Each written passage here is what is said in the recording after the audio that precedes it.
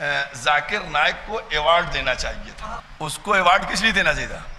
उसने मुनाफिकत को बेनकाब कर दिया। उसने यजीद को क्या कहा?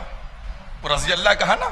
जब आगे आप बढ़कर देखिएगा ना तो कोई भी मिलेगा आपको, चाहे तबरी हो चाहे हिशाम हो, सब ने यजीद के कैरेक्टर को तफसील से लिखा है कि वो रसूल की हदीसों को झुटलाया करता था, माँ और ज़ौजा में फ़र्क नहीं समझता था, वो शराब पीता था, वो मतलब सारी गलाजतें उसके नाम जोड़ के रखी, सब ने लिखा, मुझे नहीं मालूम उस समय है।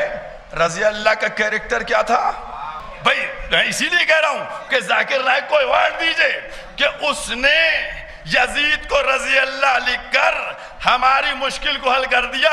अब हम हर रज़ी अल्लाह को चेक करेंगे कि इसको देखो कौन शराबी है, कौन झूठा है, कौन गासिब है।